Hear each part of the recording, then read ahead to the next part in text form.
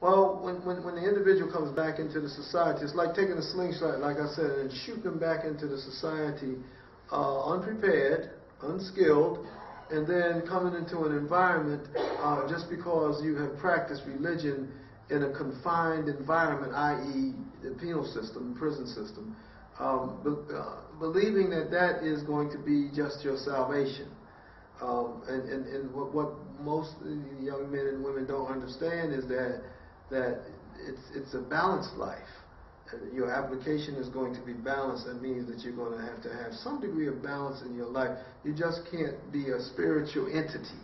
A human being is just not a spook. A human being is a human being. And so what happens is the environment consumes them, and they disintegrate. That's what I meant. The environment is going to consume them if, in fact, they don't have an immune system to fight it off.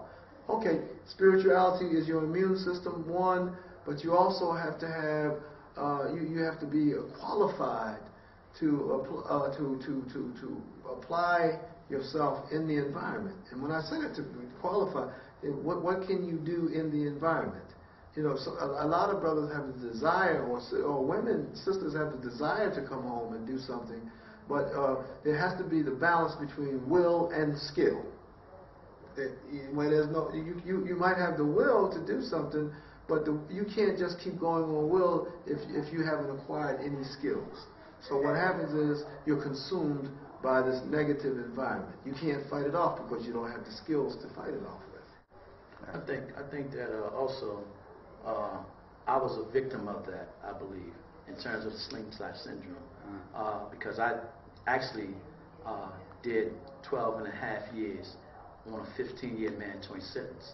Now, I've been gone away for a long time, but I was equipped with having, I believe, 8 or 9 months of re-entry halfway house underneath my belt. However, I really still believe that was not enough, you know, because I wasn't adequately ready to come out like that. It's just only because of the grace of Allah and brothers around me that actually gave me that support, that hoovered over me from the disintegrating communities that was at large, that was waiting to suck me in, waiting to get me back out there. It was knocking at the door, you know. But because of that, and because I feel as though I kind of prepared myself for my re-entry 2.5 years prior to coming out, with the help of some brothers like Earl and his brother and Derek. They was coming into the institution, giving us the message and the sight of what's to become when we come out. Because I actually embraced Islam in the penal system. I didn't know how to apply that out into the real world.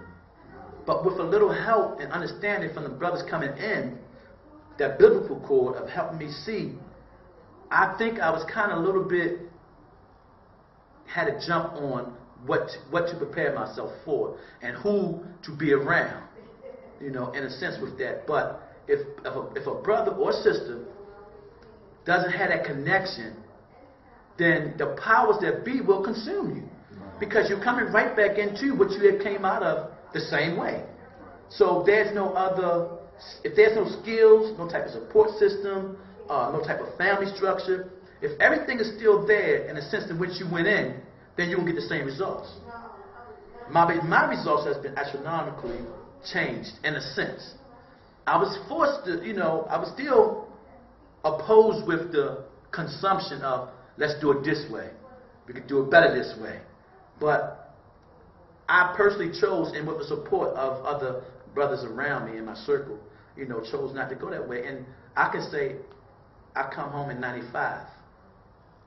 I can say 98% of the brothers that I know of that came home in 95 re-entered back into the penal system or not around right now.